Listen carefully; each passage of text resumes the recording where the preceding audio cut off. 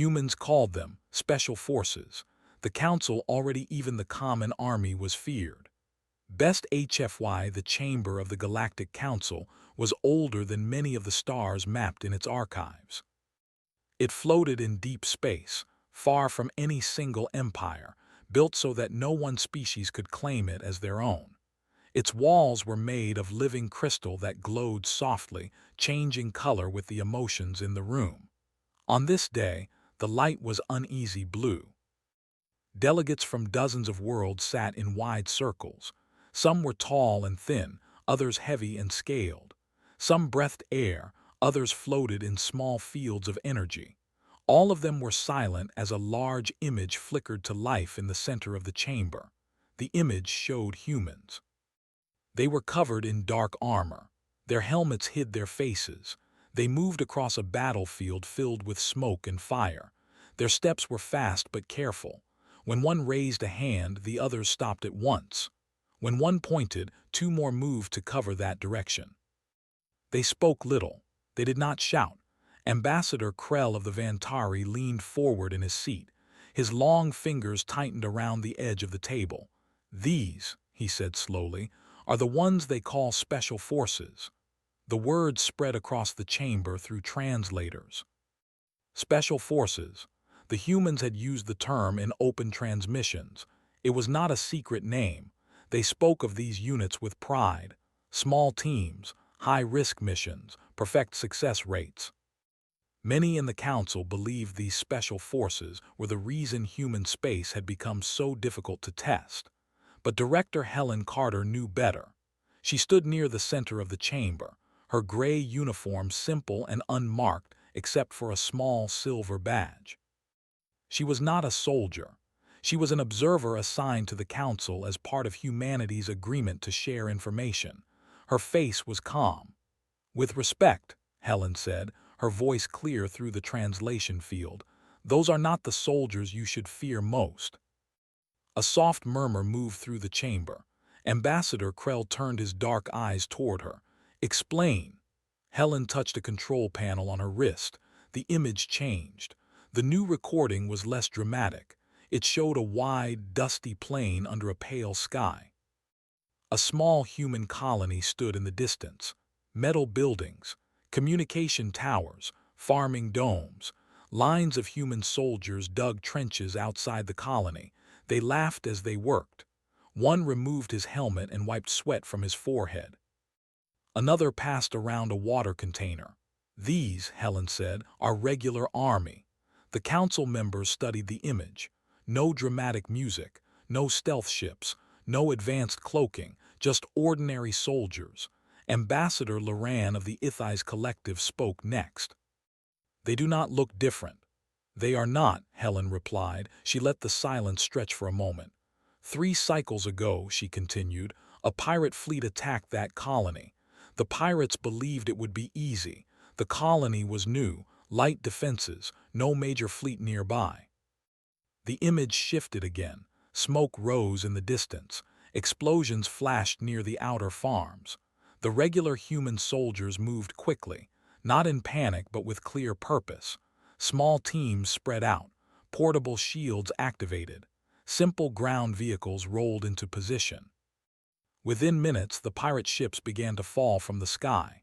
The council chamber grew darker as the living crystal reacted to rising tension.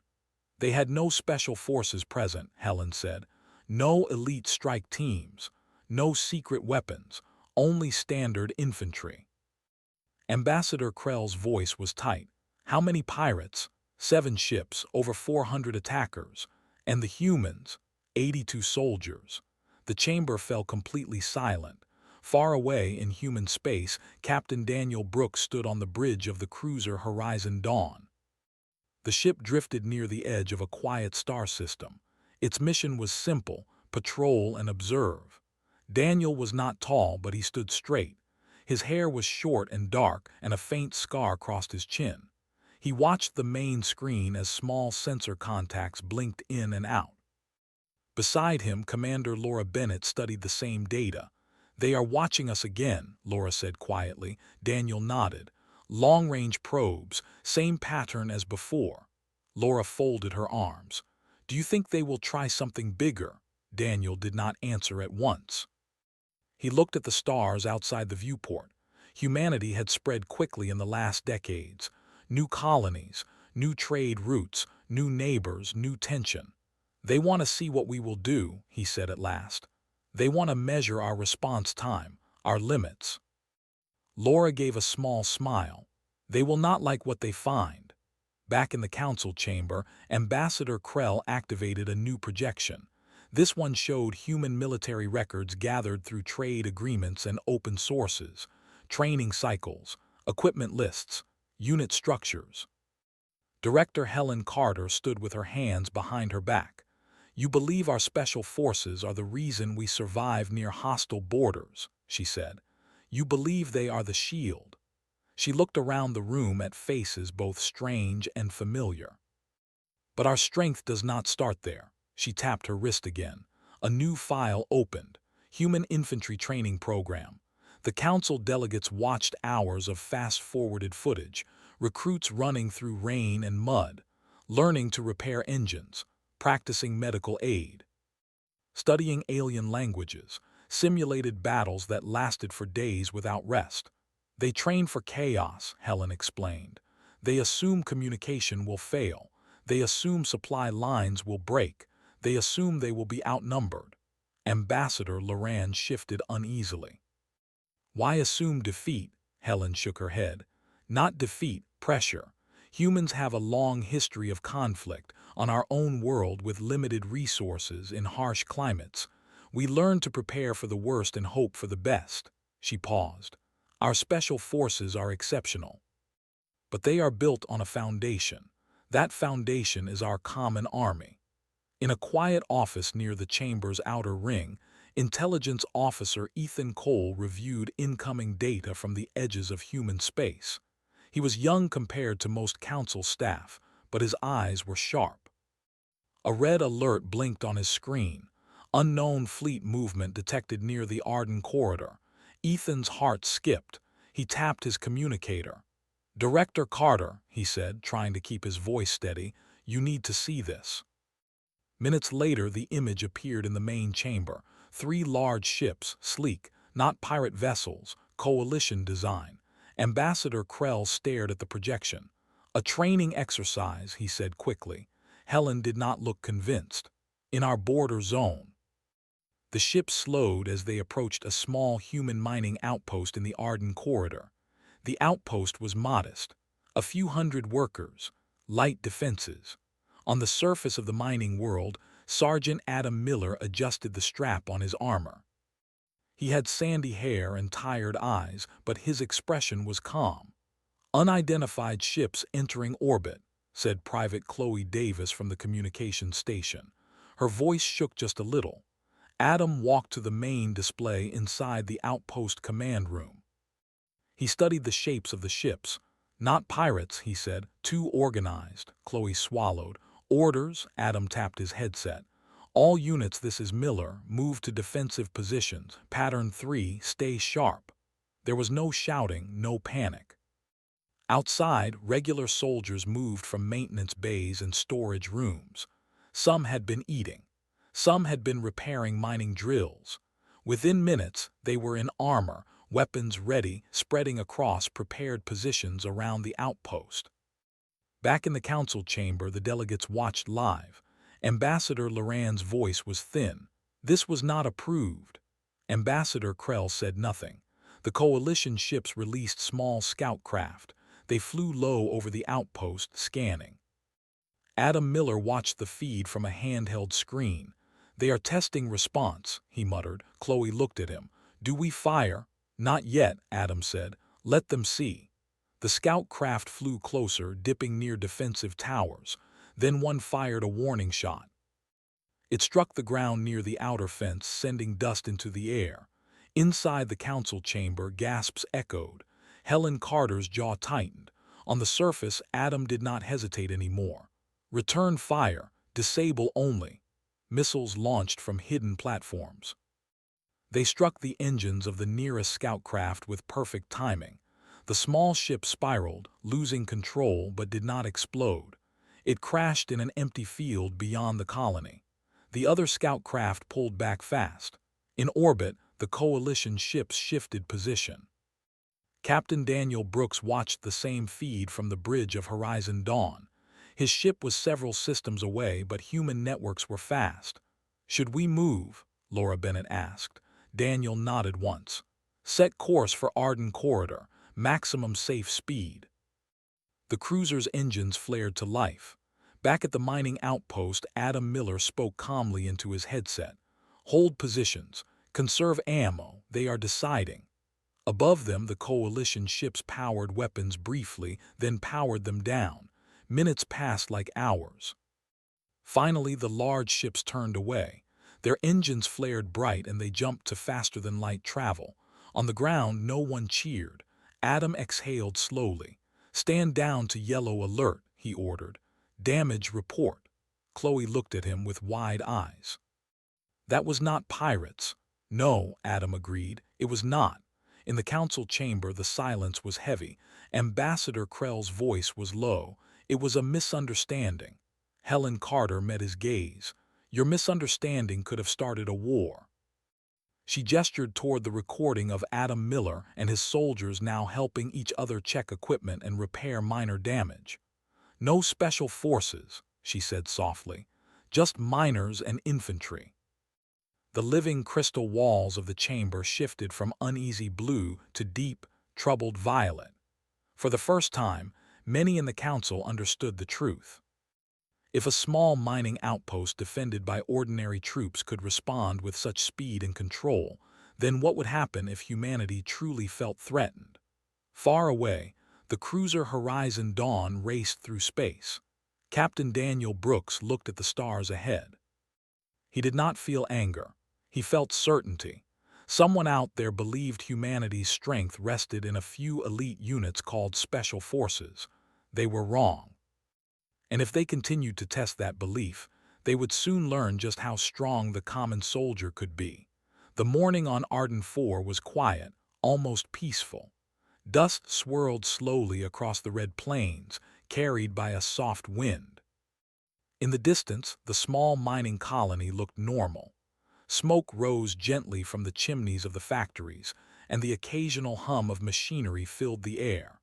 For most of the workers, it was just another day. But Sergeant Adam Miller and his team knew better. They had spent the night preparing for a possible return of the coalition ships. Their outpost had survived the first test, but that did not mean it was over. The enemy had not yet realized the true scale of humanity's defense.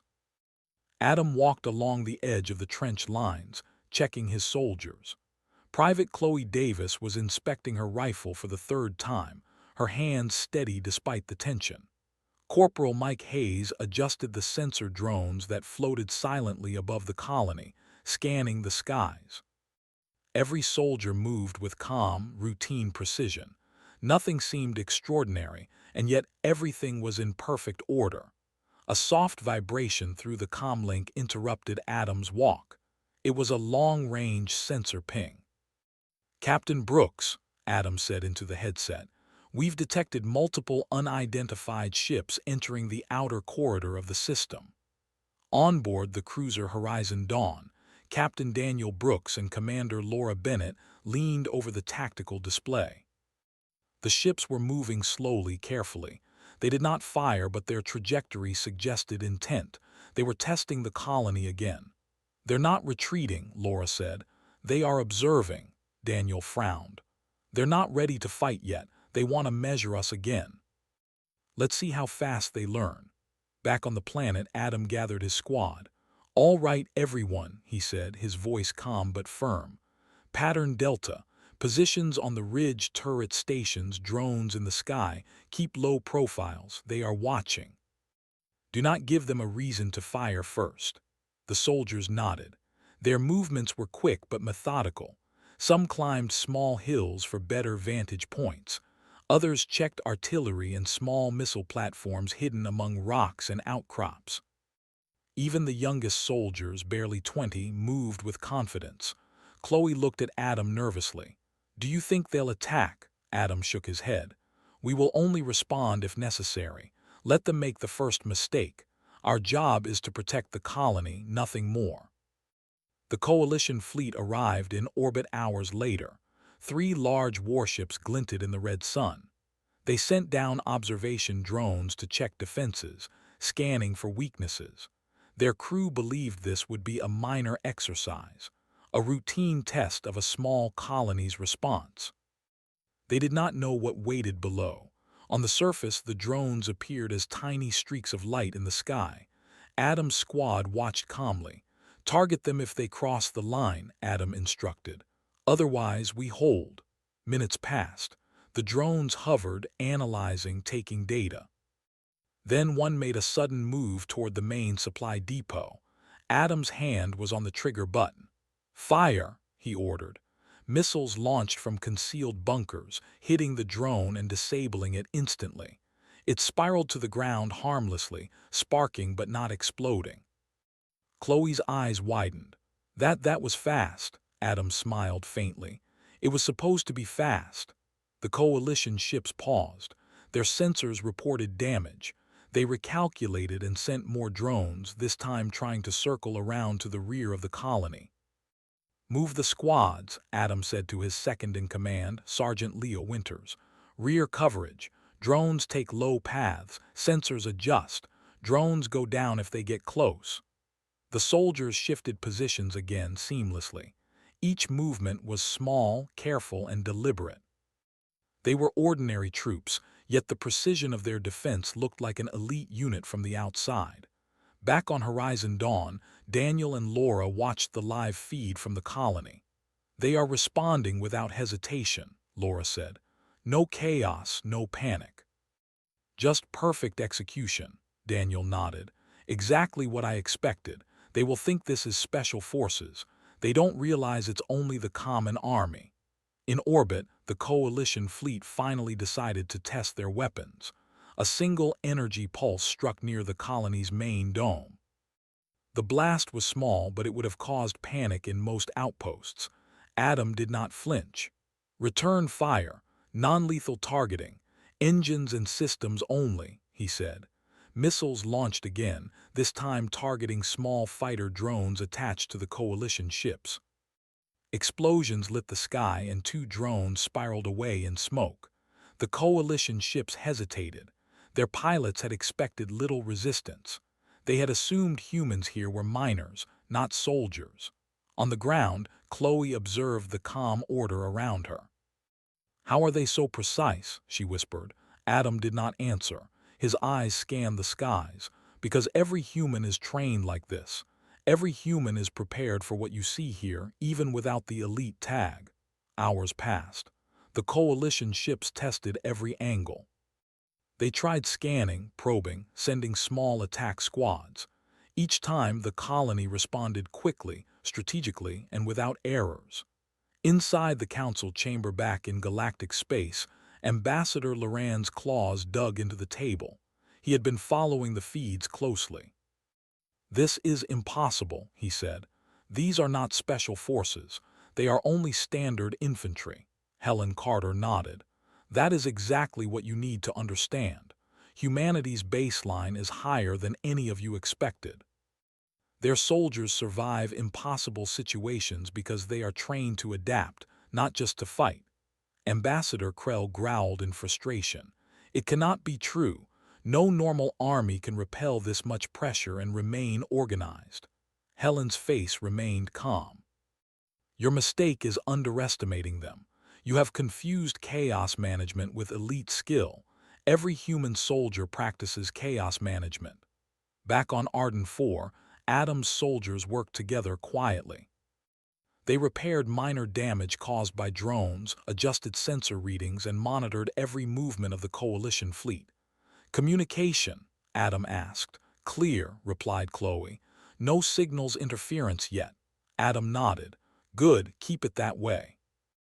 "They need to learn without direct destruction." Leo Winters leaned toward him. "Sir, they may try an actual strike if we don't respond." Adam's eyes never left the sky. "Then we respond, but carefully. We control what happens here. We are the shield for this colony." Nothing more. Above, coalition ships adjusted again. They released a squad of fighters, small enough to avoid major attention but large enough to test the defenses. On the ground, Adam's soldiers moved instinctively. Missile platforms raised, energy shields activated, drones circled the attackers. Each soldier knew their part. They worked together without hesitation. The coalition fighters tried to advance. One went too close. A missile struck its engine, forcing a crash in the barren outskirts. Another tried a different route. Sensors detected the path, and energy nets slowed it down until it could be captured or destroyed without harming the colony. By mid-cycle, the coalition realized their attack had failed. Their scouts and fighters were losing numbers. Their data suggested overwhelming resistance at every point. Inside the council chamber, whispers grew. Ambassador Loran said, "They underestimated them completely." Helen Carter looked around the chamber. "You assumed humans would have a weak point. They don't. Not because they are invincible, because they plan for the impossible as a routine. Every soldier is trained for what you would call extreme." On Arden 4, the coalition ships finally retreated. They did not engage in full assault. The losses, though minor, were too costly to continue without proper reconnaissance. Adam Miller exhaled slowly. "Stand down to yellow alert. Prepare for normal operations." Chloe let her shoulders relax. They left. Adam looked at the red horizon. "They learned something today, maybe not everything, but enough. They will not forget it." In orbit, the cruiser Horizon Dawn followed the departing ships at a safe distance.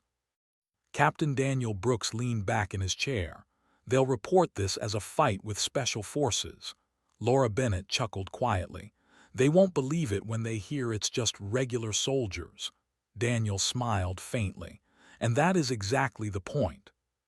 Fear spreads faster than reality. Today they learn to fear humans. Tomorrow they might learn respect." Back on the ground, Adam walked through the trenches. His soldiers were calm, repairing equipment and checking on supplies. He stopped at Chloe's side. "You did well," he said. "Everyone did. Remember, this is what humans do.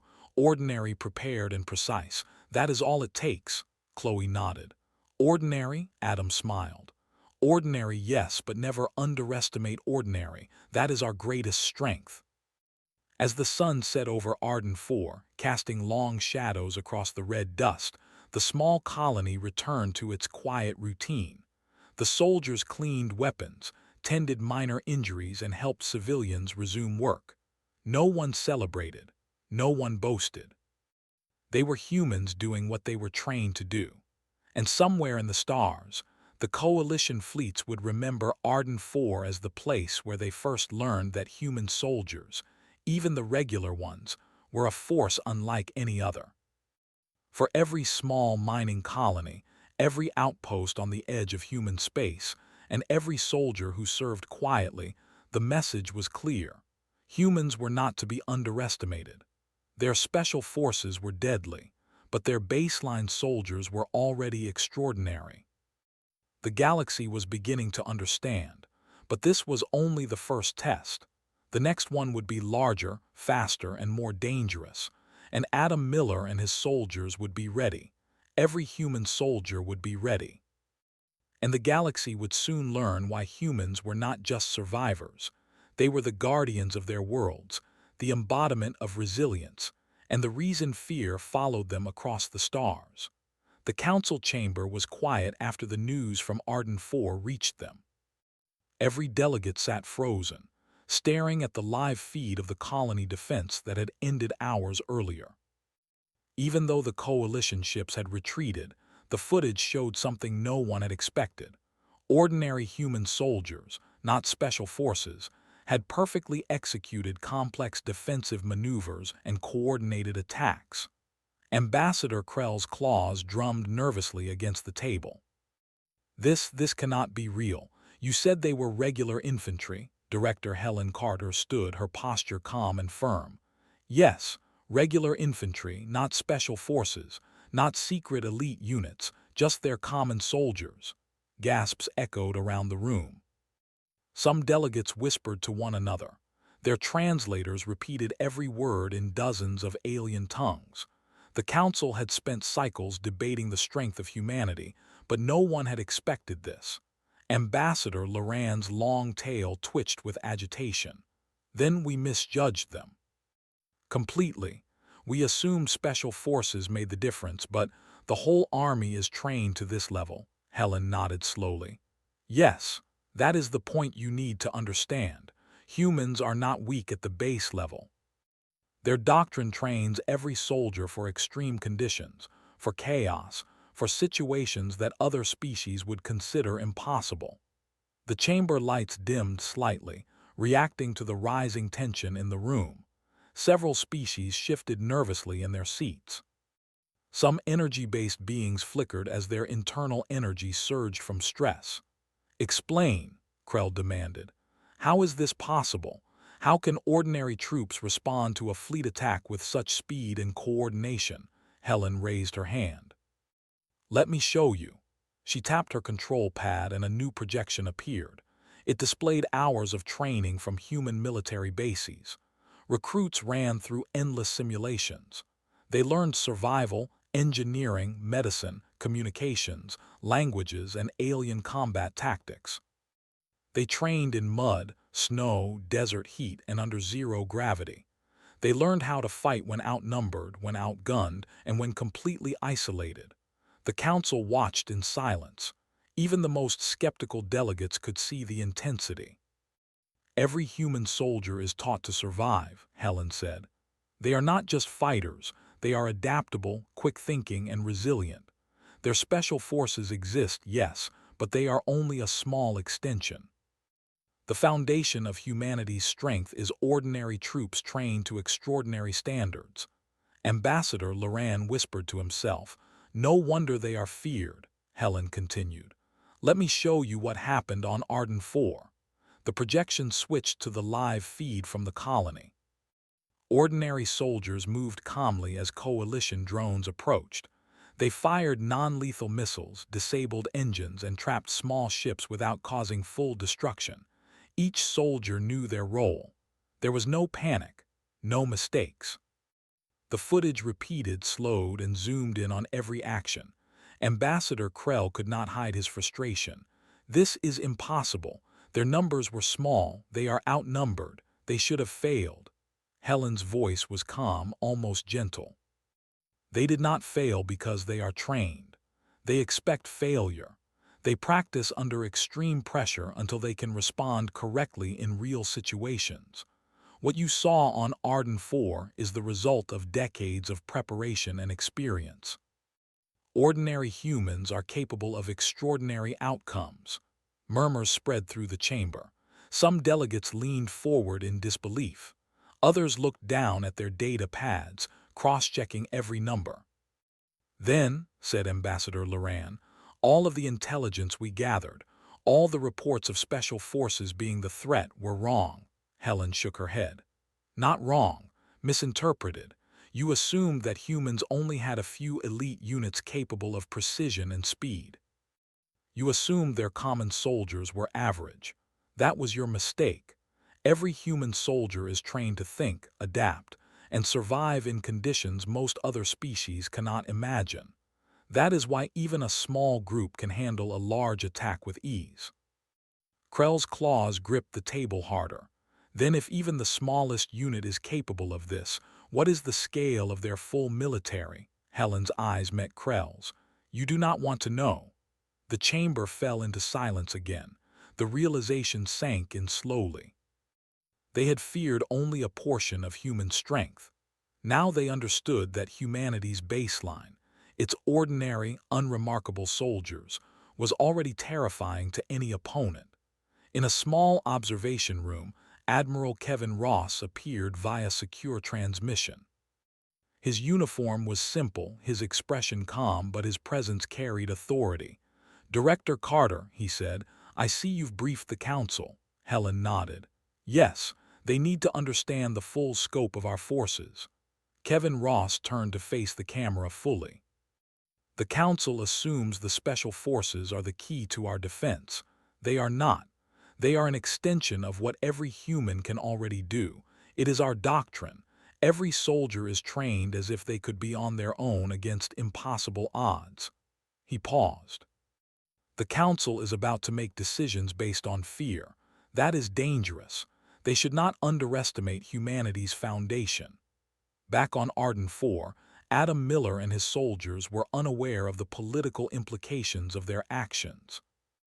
They were busy repairing equipment, checking supplies, and ensuring the colony's safety. Ordinary soldiers doing ordinary tasks. "Adam," said Chloe Davis, "do you think they will ever understand what we do?" Adam shook his head slightly. "Some will never. That is not our concern. We do our job. That is enough."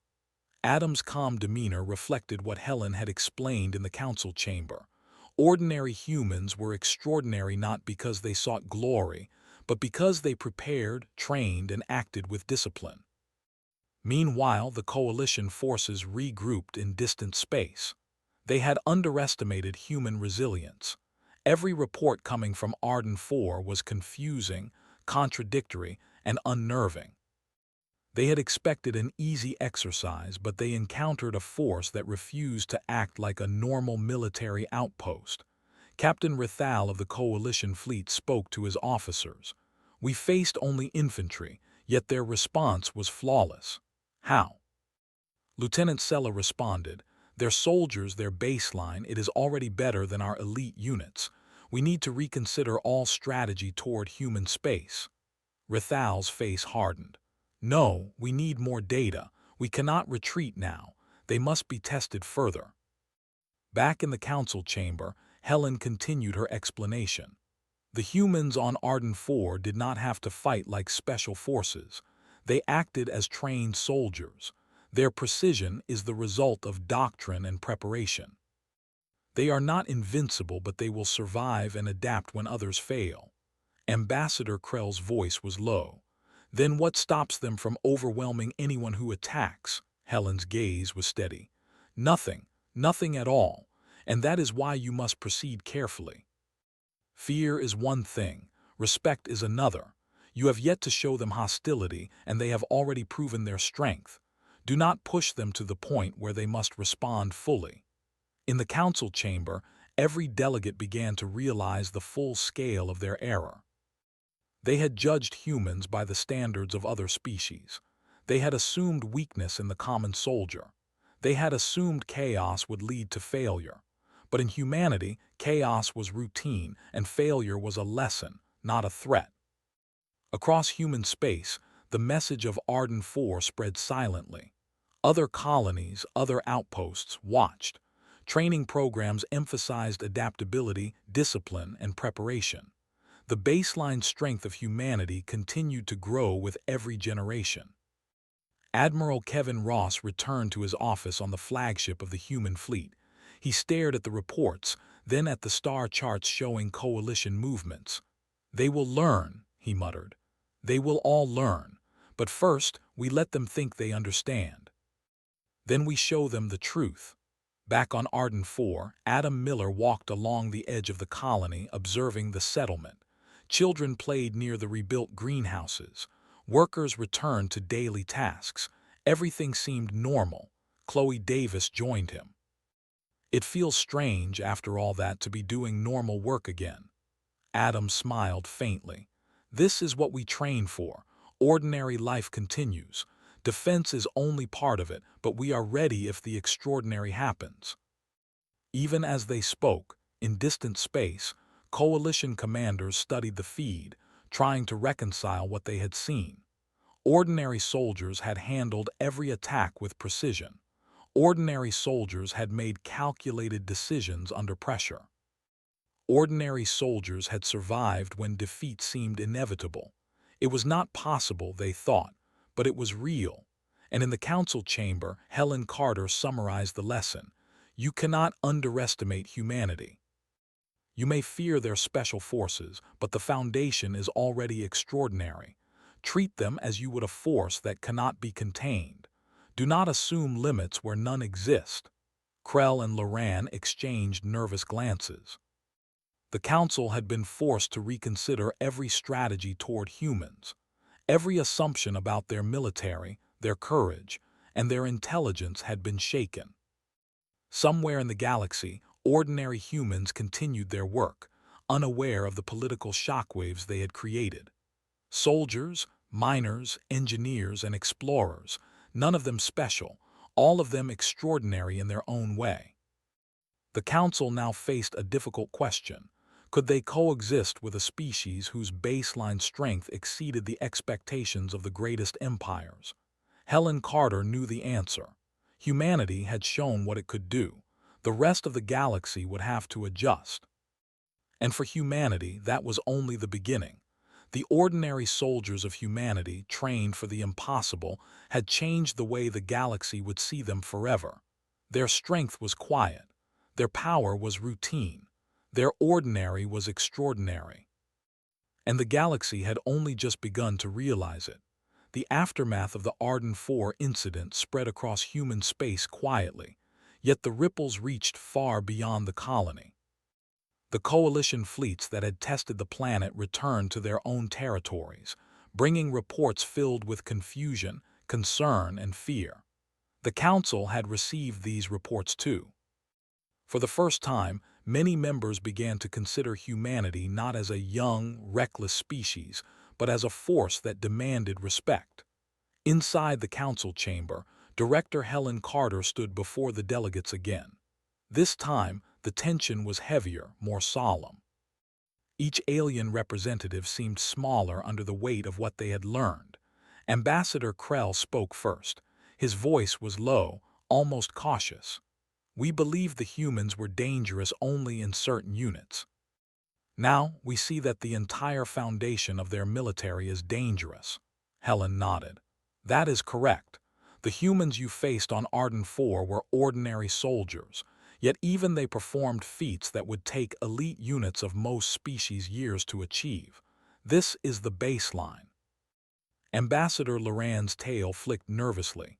Then what of diplomacy? Can they be reasoned with? Helen allowed a small smile. Yes, but carefully. Respect precedes trust. Do not assume weakness. Underestimate them and you invite consequences. Treat them as humans should be treated, as capable, prepared, and disciplined. Far from the Council in human space, the colony on Arden 4 had returned to daily life. The miners repaired buildings, the children returned to school, and the soldiers continued their quiet routines. Sergeant Adam Miller walked through the trenches, now calm and empty. Private Chloe Davis approached him. Do you think they understand us now? Adam shook his head. Some will, others never. That is not our concern. Our job is to protect and to be ready. That is enough. Adam's words echoed the teachings of their doctrine. Humans did not seek glory. They did not perform for reputation. They performed because preparation and duty demanded it. Every soldier, every worker, every citizen was trained to survive, to adapt, to overcome. Ordinary humans were extraordinary simply by being human. Meanwhile, in orbit around Arden 4, Captain Daniel Brooks of the cruiser Horizon Dawn monitored the quiet stars. Commander Laura Bennett stood beside him. The coalition will think twice before another test, Laura said. Daniel nodded. Yes, fear spreads faster than knowledge. They may fear special forces, but they do not realize that the foundation is already formidable. That will buy humanity time and space to grow stronger. In the distant council chamber, debates continued.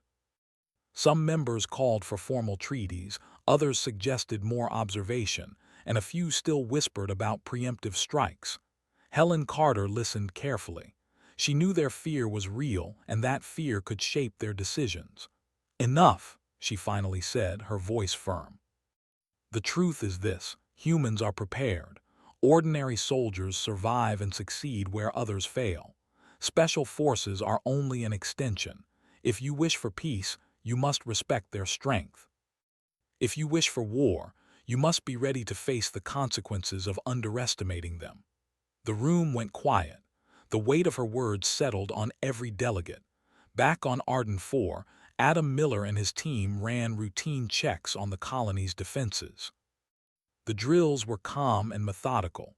Drones flew silently overhead, sensors were scanned, and the small missile platforms were checked. Every soldier moved with the confidence that comes from training and experience. Chloe Davis spoke softly. "It feels strange to be normal after all that." Adam smiled faintly. "This is what we train for. Ordinary life continues.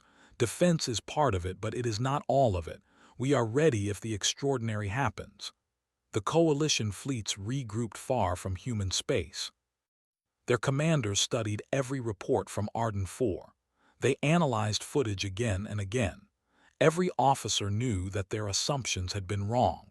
Even their most experienced leaders admitted it. Ordinary humans had performed as well as their elite units, and in some ways better. Captain Rathal of the Coalition fleet leaned back in his command chair, staring at the red and brown planets of Arden 4 on his display. "We underestimated them," he said finally. "We have no idea what the true strength of humanity is," Lieutenant Sella frowned. "What do we do now?" Rathal sighed. "We avoid conflict. We report the truth. Humans are not invincible, but they are already extraordinary at the base level. We do not push. Not yet." In the Council, the lesson had been learned more clearly. Humanity's approach to strength was unlike any other species. While many civilizations relied on elite units to achieve success, humans trained every individual to survive, adapt, and overcome. The baseline was formidable. The Special Forces were only a small fraction above that. Admiral Kevin Ross appeared via secure transmission, his tone calm but firm. "They will continue to test humanity," he said, "but every test strengthens our soldiers. Every observation, every fleet movement, every attempt at intimidation, humans learn and adapt. That is our strength. That is why fear follows us." Back on Arden 4, Adam Miller walked through the rebuilt streets of the colony. Children played, miners returned to work, and soldiers performed routine drills. Everything appeared ordinary. And yet, under that ordinary surface, readiness and skill flowed like a quiet river. Chloe Davis joined him again. "Do you think they understand now?" Adam shook his head slightly. "Some will, others never. That is not our concern. We do our job. That is enough." Captain Daniel Brooks watched the distant horizon from the bridge of Horizon Dawn. "Every human soldier is trained to think, adapt, and survive. That is why the galaxy fears us. That is why respect follows us. Fear is only the first lesson. Respect comes next." On the Council, Helen Carter concluded her briefing. "Treat humanity as they deserve, prepared, disciplined, and capable. Special forces exist, but the foundation is stronger than you imagined. Do not test it unnecessarily." Outside, in the quiet of space, humanity continued its routine. Ordinary colonies thrived. Ordinary soldiers trained. Ordinary engineers maintained ships and stations. Ordinary citizens lived their lives. Yet in their ordinary lives lay extraordinary strength. The galaxy had begun to understand. Humanity was no longer just a young species. Humanity had become a standard of resilience, adaptability, and courage. And the ordinary soldiers, the ones who faced impossible odds without complaint, continued their work quietly. They were not legends, not yet. They did not seek fame, but their actions had already changed the galaxy's perception forever. The coalition fleets would report their failures. The Council would debate their next steps. Every species would whisper about humans in distant stars. The message was clear: provoke humanity at your peril. Ordinary humans were already extraordinary. On Arden 4, as the sun set and red dust glowed softly across the plains, Adam Miller looked at the horizon. The colony was safe. His soldiers were calm. And somewhere in the stars, the galaxy was learning a truth that many would not accept for a long time. Humanity's baseline was already something to fear. Special forces were only a small part of it, and ordinary humans were enough to change the course of any battle. the outcome of any war, and the perception of an entire galaxy. Chloe Davis watched him silently. "We really are ordinary," Adam smiled faintly. "Yes, but ordinary is enough." As darkness fell over the colony, every soldier returned to routine tasks, every citizen returned to life, and every human continued preparing for the future.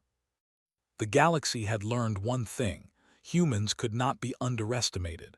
Their strength was quiet, hidden in preparation. Their power was not in numbers or weapons alone, but in the ordinary people trained to extraordinary standards, and the universe would never forget Arden 4. The ordinary soldiers had earned the galaxy's attention. The Council, the Coalition, and every observer would remember what it meant to underestimate humanity. Fear had arrived first. Respect would follow. And humanity, calm and prepared, would continue to rise, ordinary in appearance, extraordinary in truth. The galaxy was beginning to realize that the ordinary was the real strength of humans, and that was only the beginning.